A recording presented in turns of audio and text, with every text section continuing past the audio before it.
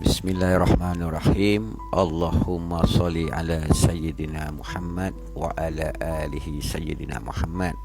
Allahumma salli wa sallim ala Sayyidina Muhammad wa ala alihi wa sahbihi wassalim. Assalamualaikum warahmatullahi wabarakatuh.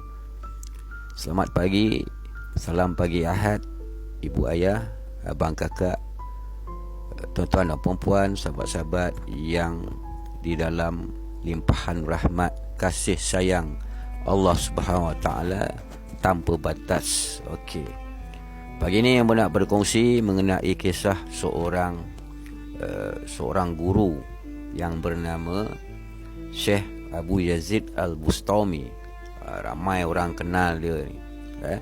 Yang tak tahu siapakah beliau, tuan-tuan bolehlah cari, boleh cari kisah-kisah siapakah Syekh Abu Yazid Al-Bustami ini. Okey.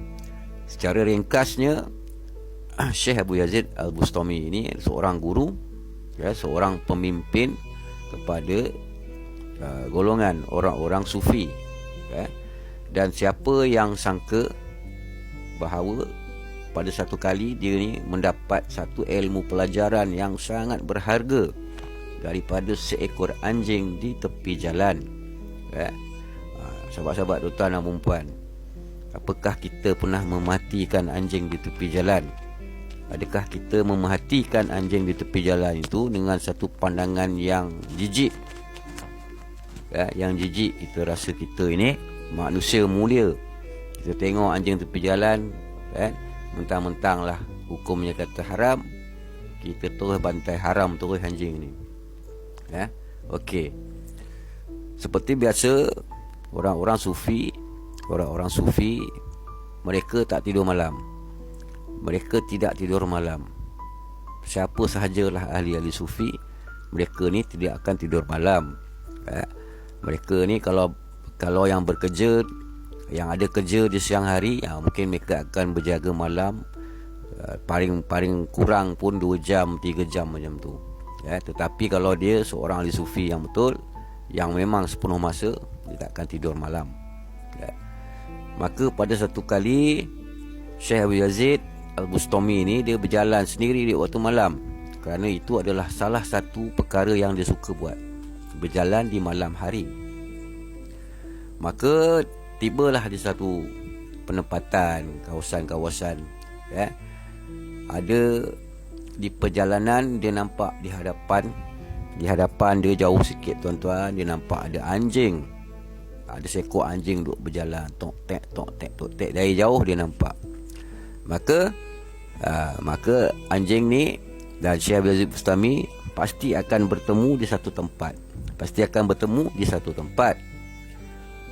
Berjalanlah lagi, datanglah dekat anjing ini di sebelah Syekh Abu Yazid Al-Bustami.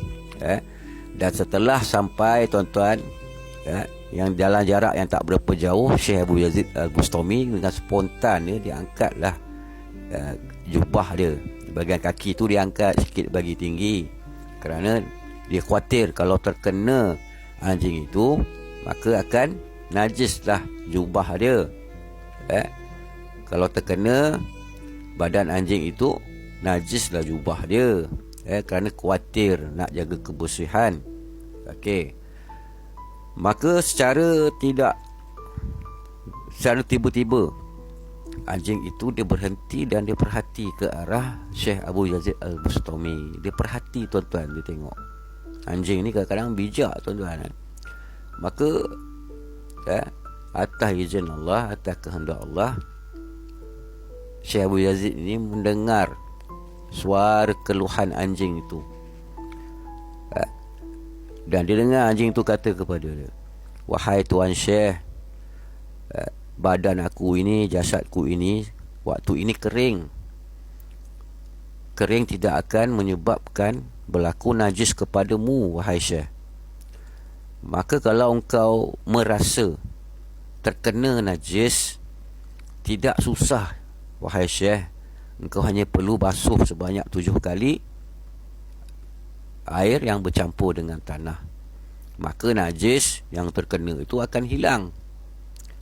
Tetapi jika engkau mengangkat jubahmu itu kerana engkau anggap diri kamu yang berbaju, berpakaian, yang berjasad manusia itu, engkau rasa engkau lebih mulia, dan kau anggap diri aku ini, yang jasad aku ini anjing, najis, jijik dan hina, maka najis yang terkena kepada hati kau itu, yang melekat pada hati kau itu, tidak akan boleh bersih, wahai Syekh.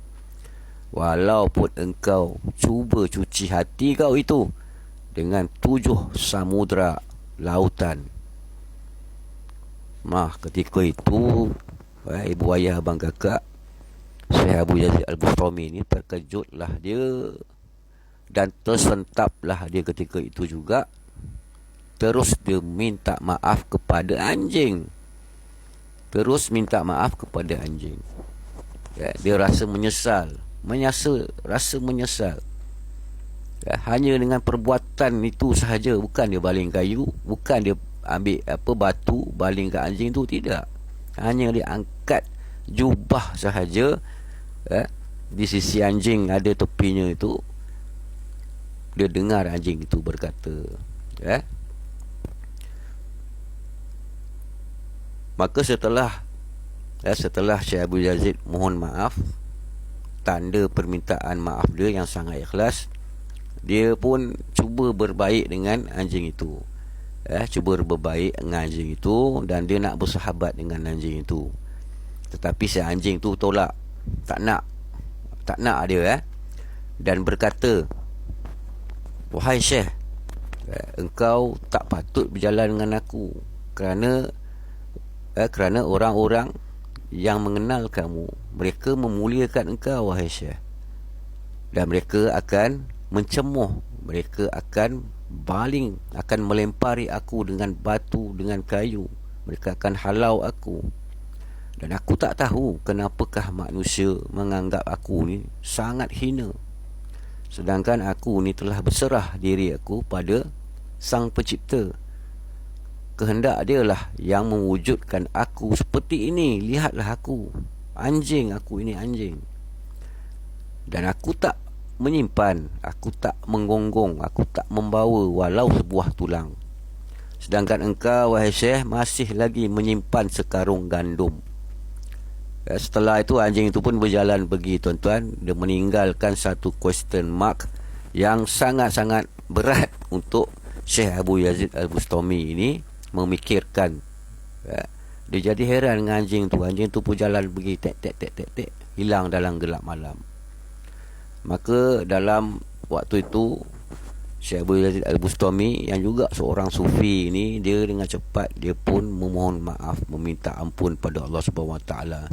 Dan di dalam hati dia dengan penuh penyesalan, dia berkata, wahai Robku, untuk aku ini berjalan dengan seekor anjing yang engkau ciptakan sahaja, aku tidak layak. Bagaimanakah aku nak rasa ada kelayakan untuk aku berjalan bersamamu? Ya Robku, ampunilah aku, sucikanlah hatiku daripada najis yang ada di hatiku ini. Sejak peristiwa itu, sahabat-sahabat, ibu ayah abang kakak, Syekh Abu Yazid Al-Bustami pun sentiasalah memuliakan setiap makhluk, tak kira tu anjing ke manusia ke, semua makhluk dia mengasihani, dia memuliakan tanpa syarat. Maka Allah berfirman dalam Al-Quran surah Al-Najm, janganlah menganggap dirimu lebih suci daripada yang lain. Sesungguhnya Tuhanmu lebih mengetahui siapa yang paling suci di antara hamba-hambanya. Selamat berfikir, selamat merenungi, Jangan lupa banyakkan berselawat, banyakkan berzikir di dalam kolbu, mengingat Allah Subhanahu Wa Taala. Selamat berehat, selamat bekerja, selamat pagi. Terima kasih. InsyaAllah kita jumpa lagi pada video akan datang. Wallahu a'lam bishawab.